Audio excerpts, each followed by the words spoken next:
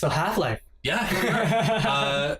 So I got this game for $10 from Radio Shack when it used to be around. Yeah. So I guess let's just go into it. There's this little we'll talk about it. Yeah, there's this I think do we need the training room? I don't think so. Yeah, let's do medium. I went through the training room yesterday to test the recording. Oh, okay, that's test the game. So it should be okay. Yeah, I pulled this out of a Zeller's bargain bin. And it came with all its expansions and Team Fortress Classic, which was perhaps the best deal I've ever gotten on a game. It's like the orange box at the time. Yeah. And then I played it for hundreds of hours until I got another game. But this iconic opening. I remember being very. I think I sat here for a bit, and then I did this, and I'm like, oh, what? Yeah. I can look around, and then I was just. I remember being blown away by this intro. It's like the first time that a game kind of like everything is a unified world. It's for you, but it's also it makes it seem as though it's existing independent of you, right? Which is such a cool feeling. And then I just remember this really big sense of disappointment when I realized I would never see any of these environments. Right? Did you get that feeling? No, because these were cool. And then, like, what the rest of the game was pretty cool. The rest of the game was pretty cool, but I still had this feeling of just like, oh, what am I gonna see? Like that one robot that was fixing stuff. Yeah, exactly. I mean, you see a silo, and you see these tracks, right? It's a small disappointment. You ride these tracks later, right? Yeah. It might not be the exact same thing, but you ride tracks like this. Amazingly, like, where are the supports for these tracks, too? They're just... I remember this was so weird. This kind of corkscrew motion down. Black Mesa compound. No smoking, eating, or drinking. And like, this is all excavated, and you see just a hint of daylight. That's not good. There's a huge crack in the in the wall there. Yeah. Oh, I can move now. Yeah, I remember you like, oh wow, this is so cool. And there was a bit of slide to your movement too, right? Like this little bit of you keep moving after you press. I mean, yeah, you see places like this. No, yeah, you do. They're not the exact same. It's not that exact spot, but I'm just trying to provide some balanced commentary here. Oh. Because I know the obvious thing is, like, obviously we both love this game. Obviously everyone loves this game. I think it's better than Half-Life 2. Yeah. Half-Life 2 does what... Because this game had... Okay, I feel like Half-Life is a roller coaster ride. But this game was actually, like, it was pretty hard. But, like, Half-Life 2, it's like, you feel like you're gonna be overwhelmed, and then you realize... That you're no, it's like, time. This game is not hard at all. And then once you realize that, all that kind of tension goes away. Yeah. There's like 20, 40, 50 Combine soldiers coming after you, but it doesn't matter. It's a lot more cinematic in that way, right? Like, or at least in terms of the difficulty, it's definitely more imagined, and there are these set pieces, right? Like, I don't know, for me, it just has something to do with the time that I played this. And this was kind of like my first real big PC video game, right? And Half-Life came later. Half-Life 2 came later, obviously, but yes. I think it's just, I appreciate it for different reasons. My first PC game was Deus Ex. And that game is amazing. I remember when the first time I signed into a computer, I remember this guy very vividly. Oh yeah. And then I could use my keyboard to type in like the email, right? The password and the username. I was like, what? Because it was my first PC game, right? It's like you just use the keyboard like a keyboard. I don't know. For some reason that blew my mind. And just how like you could like hack into people's stuff on like subsequent playthroughs because you know the password and it would just work. Yeah. And you don't have to get the password anymore. Just little things like that. But this game was very different compared to Deus Ex. Deus Ex is like one of the most open games, and Half-Life is one of the most railed games. Yeah. But they both did their thing very well. And I always forget that this game came out first. This one came out first. It looks so much better than Deus Ex. Yeah, you're right. Ooh. Work safe. Work smart. Work smart, and it's like they're leaking radiation. There was a scientist right there too. Sector C test labs And then you have to wait for this guy to walk over to you. Yeah, it's a He very. takes forever. It's like it's such a like. It's amazing the first time you play, but if you try to start a game again, it's so annoying to wait for. It's like it's the Half-Life 2 problem, where you have to wait through cutscenes. I mean, if they're not cutscenes, but No, of course there are cutscenes. But You they're have just- full control of the character, but you can't do it's anything. a cutscene. Yeah. Because it's a cutscene. It's just a cutscene where you can not listen to it. Oh, Then, like, what's the point of having it then? Yeah. You know? So I think this is Barney. Yeah. This is the actual Barney. No, yeah, it is. Like, the canon Barney. From the. Because, like, there's, like, a bunch of, they all look the same. Well, there's an expansion pack where you play as Blue Shift, I think right? I don't know if it's this guy, but it's another. Yeah, it's Blue Shift. I think it's then- Barney. Because he comes back. Actually, I don't It's know. the same voice. He's not Barney, but he became Barney in Yeah. Half-Life 2. Yeah, it was retconned, right? Like, He was this guy the whole time, and this is the guy that survived. yeah. Well, I mean, he's like on the outside of this giant blast door, so I'm not that surprised. But then how did all he the get bad out? stuff's happening. He probably just took the monorail. And then you have to wait for the He just took the monorail back to like whatever it is that you got. anomalous materials. Yeah. The idea of games having chapters was like It was nice. kind of cool too. And you get to one of it, and it's like, we've got hostiles, and it's like, oh shit. Or it's just this Unforeseen consequences. well, that one is the best. Ooh. And then just It's just got such this slow 90s like burn. X-Files Hey, Mr. Brady. secret laboratory vibe. I love it. Just for you, but we had a system crash about 20 minutes ago, and I'm still trying to find. Although all the guards have Barney's voice, so it's They were having some problems down in the test chamber too, but I think that's all straight. you need a crowbar. Mr. Freeman, what are you doing? As soon as you get I remember this. Cause you can like open something, right? Come on, Gordon. You trying to get me into trouble? Gordon Freeman, jokester. He's the employee that everyone hates. First day of work, already causing trouble. Excuse me, Gordon, but I'm rather busy now. I wonder, like, when you're, Please. how does this look? Until after the Because experiment. when you're playing the game, Yeah. it's like, oh yeah. But then when you actually watch someone play it like that, it's like you want to throw up, right? You kind of have Yeah. to slow your movements down for LPs, right? Who's that fella? He is kind of interesting. I actually kind of like what they did with him in a Half-Life 2, Yeah. where he speaks really weird. Yeah. Like, you've been away Well, it's a that long Twin Peaks. time. It's like that Twin Peaks backwards speaking, right? Oh, okay. Like, I I haven't think that's watched the Twin kind Peaks, of- but yeah, okay.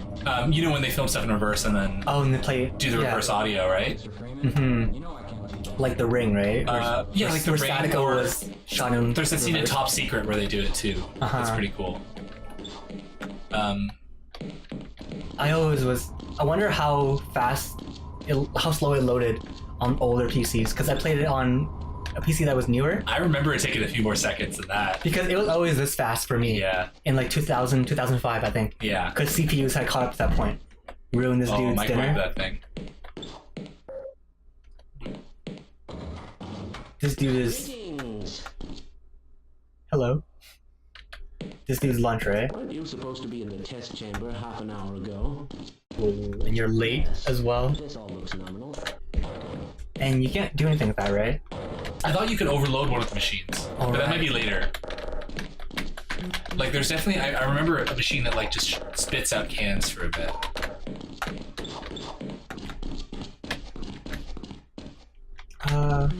Oh, right. You gotta get your. You gotta get to the hazardous suit. You gotta get your. Could you open more of these? Yes, there's one. I think. Remember to report. Why do we all have to wear these ridiculous ties? And you can mess around with this dude.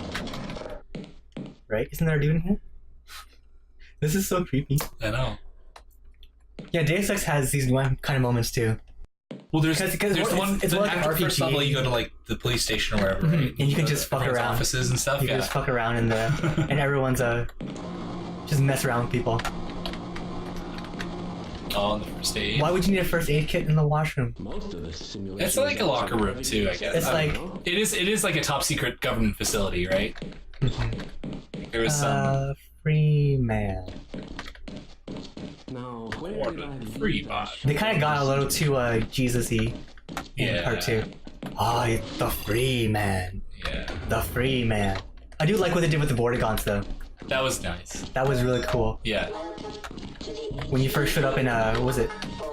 What was the name of that city? City 17. City 17, and you see a Vortigon with a broom, and you're like, what the fuck is going on? It was pretty crazy. Like, I'm glad that even though I played this after Half-Life 2 had come out, I didn't play Half-Life 2 until after this. Yeah. Like, I'm glad that I played this first. Give me that battery. Get that battery pack. So is that? He's a father? That's something I didn't realize. I guess so. He's reading something called the Orchid Letter? Mandela? The Orchid Eater. That's the reference. And then The something. 37th Mandela. And that's he puts his PhD in his locker and not in his house. Yeah. And it's his first day. Like, maybe he's moved here and he hasn't, like... Maybe it got mixed in with his work stuff. You know what? He probably just took a box of his work stuff to his new job. Oh And yeah, that's in there, 'cause because it was people on the put wall. people put their master's He hasn't got his degree office yet. and their stuff in their offices, right? Yeah. Like I've seen that in process. So he just hasn't been assigned one yet. Good to see you. Looks like you're in the barrel. And this is the canon Alex's dad. Oh, I really? forget his name. No, like one of these black scientists Right. is Alex's dad. Yeah. Dr. Vance. Yes. Why do we all have to wear these ridiculous Uh, ties?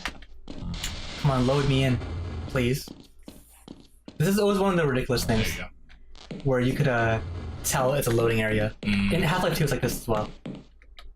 Oh, these They ads, had these I now love these. and on the billboards and then just on the streets. Oh, this is where we go, right? Yep. They climb up this after when it crashes. Yeah. That was another night. Like, I love the signaling to places you will go. Like you see that ladder.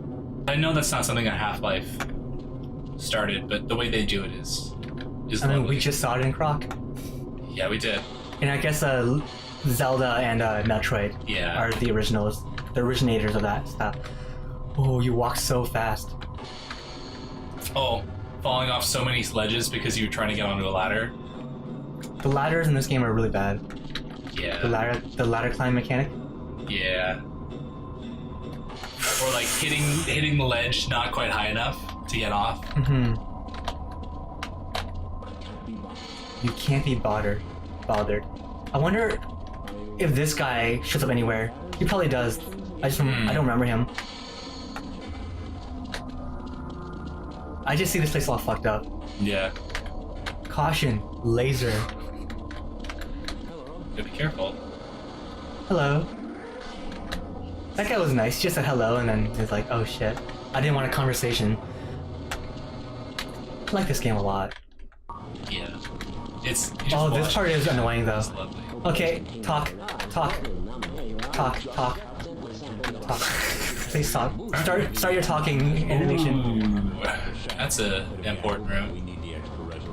The administrator is very concerned So- that we get a conclusive analysis of Yes. today's Would you? This is one of the problems. Yeah. You have to wait like 5 minutes.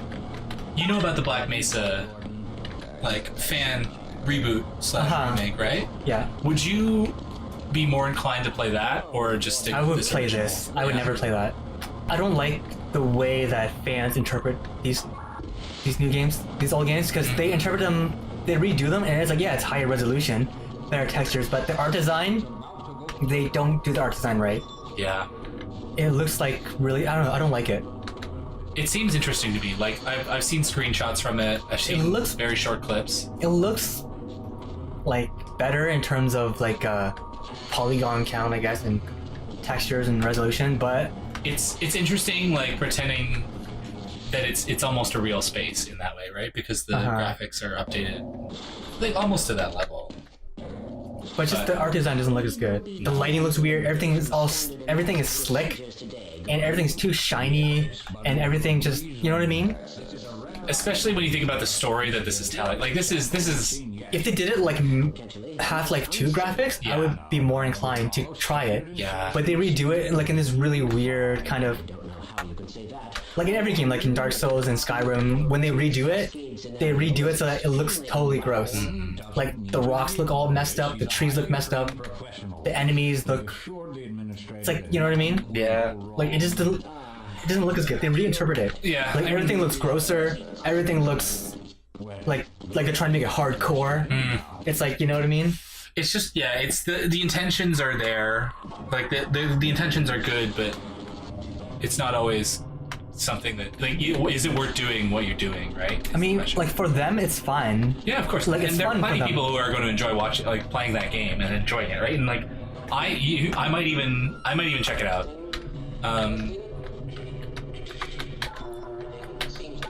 See, this is the problem. The first time you play through, you're like, oh my god, you're amazed. But now you're just like, come on, hurry up. I'm like you're waiting for the bus or something. You're just yeah. pacing. Just pacing. You know what I mean? It's like you're just pacing, waiting. You know what I mean? It's like it doesn't matter, right? Come on, hurry up. Just fuck this up. Get to the mess. Yeah, the messed up. Get to the game, you know?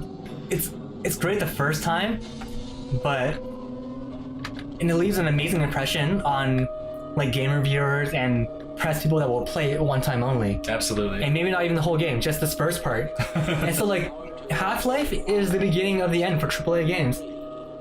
They front load it. The first hour or two is where the best levels and the best cinematics are. I've heard and that after that articulated in so many different like in so many different ways for so many I different just reasons, realized right? it now, and it's like it kind of is like it's like the first part of Half-Life 2 is iconic as well. Yeah. When you have no weapons and you're running from the Combine and the helicopter's chasing you and you just find that ledge by that window and it's like amazing. Yeah. But then like no one talks about the ending of these games because they're bad. No, you're right. Like And it's like the end of obviously the end of Half-Life is kind of notoriously. it's okay. No, I Fine. actually I like I don't like the last level, but I like the ending Yeah. with the for G-Man sure. in the tram. And the tram again. Yeah. I think that's a great ending. That's good. But Half-Life 2, it didn't end. It still hasn't ended. And you know what I mean? Yeah, you're right. But I'm thinking the supercharged gravity gun at the end of Half-Life 2, right? Like, how do you feel about those levels? Because I had a blast with those, but again, that was a kind of like you're like there was no difficulty at that point, right? It was kind of difficult because Half-Life 2 changed what Half-Life was. I love how light this thing is. Oh no, Gordon! Maybe we should play Half-Life 2 one day. What did you do? I remember just sitting in the corner and going, oh! I love that this is the science Yeah, too. they got messed up. It's just like let's put a crystal in a laser beam and see what happens. I do love this part though. We've opened a portal to another dimension. When you see the Vortigons, Yeah. you see the bull things. What are they called? The bull something. I'm not up on the Half-Life lore. They're Vortigons, like I don't know. I know them. Whoa, I'll know them when I what? see them.